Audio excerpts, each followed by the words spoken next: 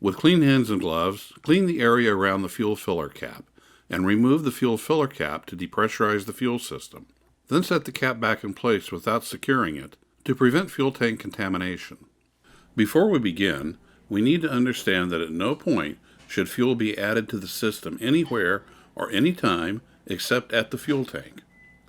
The 2021B fuel system is a precision-controlled system, which is needed to meet emission regulations, and even minor contamination can result in operational issues. Next, clean the area around the fuel filter module. When the filter caps are removed, dust and debris can be stirred up and contaminate the fuel system. Draining the currently filled fuel filter must be done according to proper procedure. Begin the procedure by loosening the main filter cap, the one on the left, 3 full rotations. That's 1,080 degrees counterclockwise. The second step is to loosen the pre-filter cap until the O-ring seal just becomes fully visible. Absolutely no power tools, air or electric, should be used to remove these caps. This might damage the caps, but at this point, an additional risk is loosening the cap too far and cross-contaminating the fuel system. Keep in mind that both covers must be loosened to the point where the O-ring is fully visible within 30 seconds from the beginning of loosening the first cover. The O-rings for both the primary and secondary filter caps must be fully visible within 30 seconds of one another.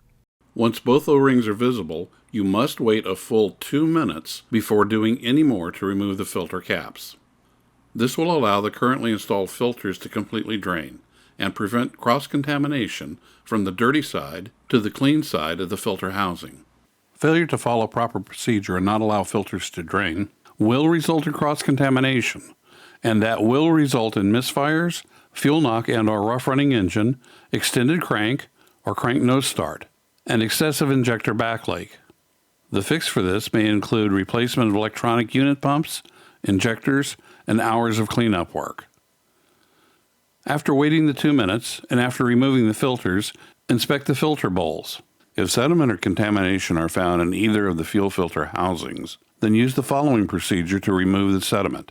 Remember, this short cleaning procedure is only necessary if contamination is found. Remove the engine fuel filters per RMI.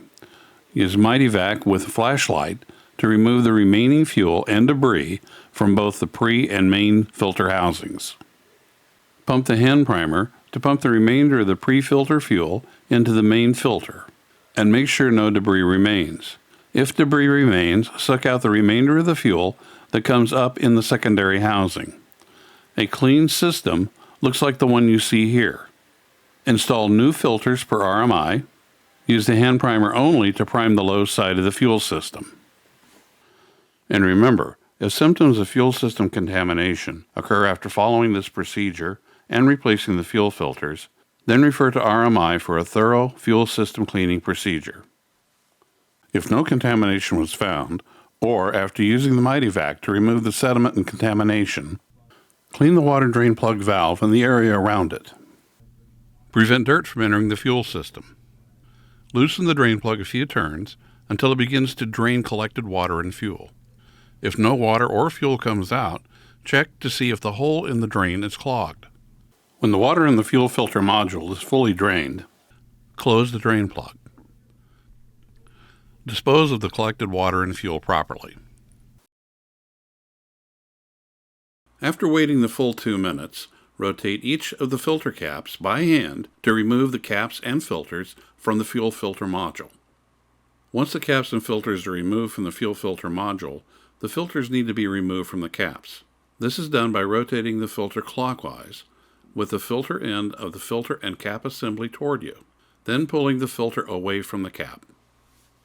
Before installing the new fuel filter, remove the cap O-ring and lubricate the O-ring recess with fresh engine oil.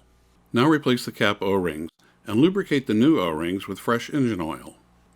The new filters are installed by first snapping them onto the cap by sliding them into position, then rotating them counterclockwise. You will feel them snap or lock into place.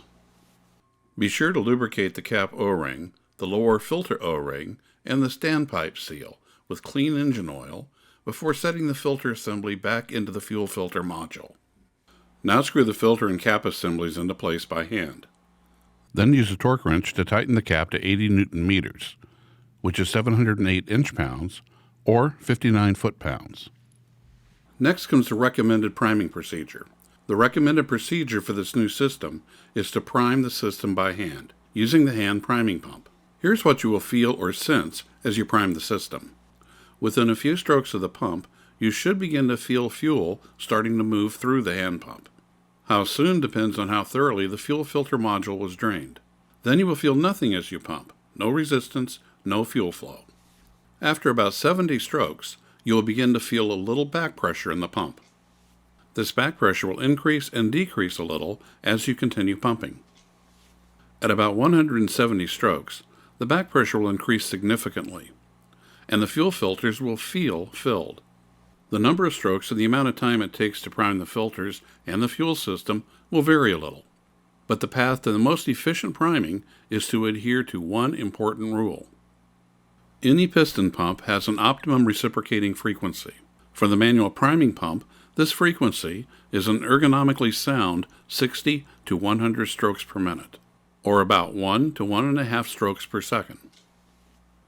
Once the system is primed, tighten the fuel tank filler cap and try starting the engine. If it does not start within about 15 seconds of cranking, use the hand priming pump for about 30 seconds and try starting again. Repeat this as many times as necessary until the engine starts. Once the engine is started, do not rev the engine. This will do nothing to help the process and might actually slow the process.